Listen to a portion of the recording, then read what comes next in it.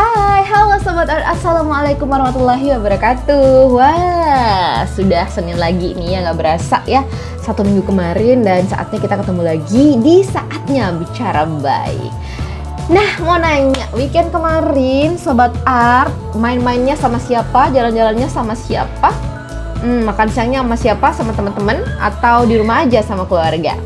Yang pasti kalau kamu jalan sama teman atau sama sahabat, kira-kira yang kamu temenin weekendan, temenin makan siang kemarin itu teman yang emang sering banget kamu ajak jalan, kamu temenin makan, atau udah sering ketemu di kantor, sudah sering ketemu di kampus, tapi di akhir minggu juga diajak makan bareng. Wah, berasa kalau sama temen ini gak ada bosan-bosannya. Wah, ya udahlah, hari ini Saatnya Bicara Baik akan membahas tentang sebuah catatan tentang level persahabatan. Nah, mungkin bagi sebagian besar orang, sahabat itu adalah seseorang atau lebih tempat kita biasanya berbagi cerita, baik itu yang menyenangkan ataupun menyedihkan. Tempat kita menyimpan rahasia, tempat kita meminta pendapat. Tapi sahabat itu bagi setiap orang adalah orang yang terdekat dari kita, yang mungkin tidak punya hubungan darah dengan kita, paling memahami kita, selalu berada paling terdepan ketika kita butuh perlindungan, dan berada di samping kita ketika kita merasa kesepian, serta berada di belakang kita ketika kita merasa tidak percaya diri untuk maju ke depan. Sobat Art, menemukan sahabat itu sebenarnya susah gampang, walaupun tanpa harus mencari. Sahabat itu seperti punya signal yang akan mendekat dengan kita. Sebab seiring dengan berjalannya waktu, persahabatan itu ibarat jodoh yang akan datang dengan sendirinya, selama kita tidak menutup diri atau tetap membuka diri untuk berteman dengan siapa saja. Namun proses seleksinya itu biasanya alami gitu. Kadang kita mengharapkan hubungan yang lebih dekat dengan seseorang yang mungkin kita kagumi, tapi ujung-ujungnya tidak berakhir seperti apa yang kita harapkan. Nah, justru kadang kita merasa seseorang yang sedang dekat dengan kita ini atau selalu berada bersama kita ini bukan orang yang kita bayangkan sebelumnya bisa dekat. Tapi justru orang yang kita tidak harapkan, orang yang tidak kita bayangkan ini, ternyata dialah yang sering berada di samping kita. Lama-kelamaan kenyamanan itu terjalin, kita saling mengisi satu sama lain, dan itulah makna persahabatan yang sebenarnya yang kalian temukan satu sama lain. Sebuah buku berjudul Bagaimana Kita Berbicara Kapanpun dan Dimanapun, sebuah babnya disampaikan bahwa orang itu cenderung mencari seseorang yang memiliki kesamaan dengan dia. Misalnya di sebuah pesta, kita cenderung akan melihat atau melirik orang yang mempunyai gaya bicara, gaya bercanda seperti kita. Dan kita akan berusaha melekatkan diri kita dengan orang tersebut karena kenyamanan. Jadi seperti itu.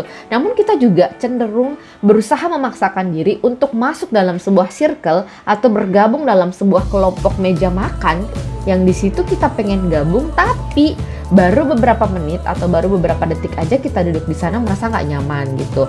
Jadi sebenarnya nggak usah dipaksa juga. Persahabatan itu akan datang dengan sendirinya seiring berjalannya waktu, seiring bagaimana kita bertemu, menyelesaikan masalah bersama-sama, menghadapi rintangan bersama-sama.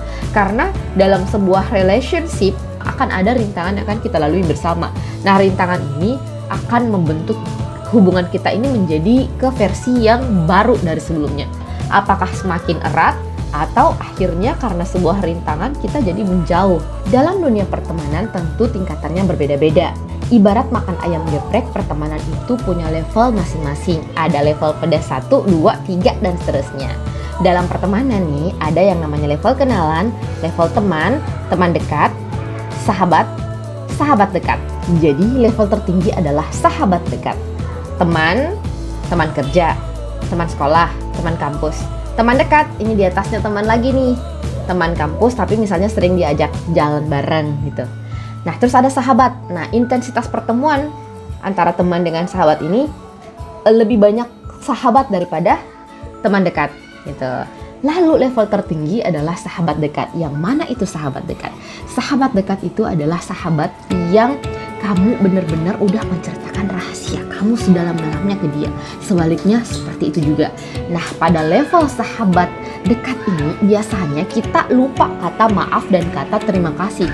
Tapi ingat, bukan berarti tidak saling menghargai gitu. Jadi kalau misalnya punya kesalahan itu mungkin kita mengabaikan kata maaf, tapi tiba-tiba udah saling maaf memaafkan nih tanpa harus ada tanpa ada prosesi saling meminta maaf.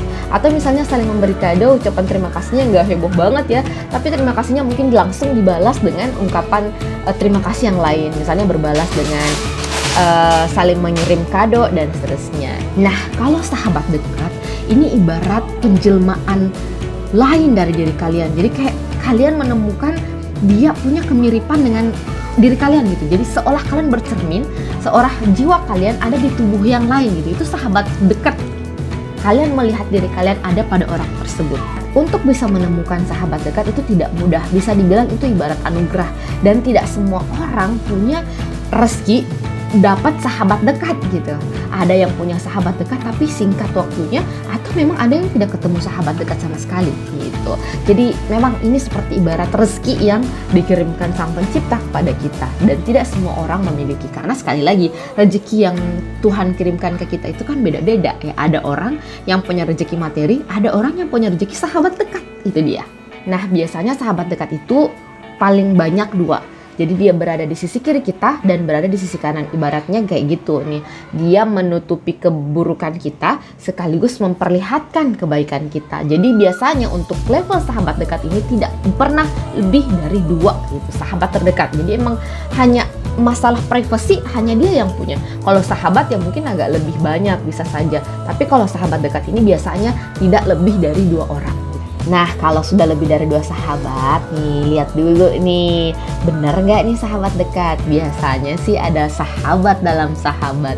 Kalau kumpul bareng berlima, misalnya udah 5 orang nih, kumpul bareng berlima nih, obrolannya nyambung. Tapi masih ada circle dalam circle, sahabat dalam sahabat itu. Jadi bisa aja sahabat nih ya. Tapi kalau dianggap sebagai sahabat dekat, mati lagi deh. Ingat, hanya sahabat dekat yang boleh kamu ceritakan rahasia yang paling rahasia yang kamu miliki. Gak boleh lebih. Jadi ibarat kata untuk menjaga rahasia kamu nih, tidak boleh lebih dari 2 orang. Kalau kamu sudah mengumbar rahasia pribadi kamu ke banyak orang yang kamu anggap sahabat, wah hati-hati, barangkali ada yang salah dengan pribadinya kamu. Nah, nonton lagi video kita sebelumnya. Teman yang suka curhat itu kayak gimana? Jangan sampai masuk kategori toxic friend. So, apakah kalian sudah menyapa sahabat kalian hari ini? Saya yakin sudah, karena salah satu yang mengikat sebuah persahabatan adalah komunikasi. Jadi kalau sudah tidak ada komunikasi, kira-kira masih sahabatan nggak ya? Sampai di sini video saya kali ini. Wassalamualaikum warahmatullahi wabarakatuh. Bagi saya, kalian adalah sobatku, sobat art. Bye!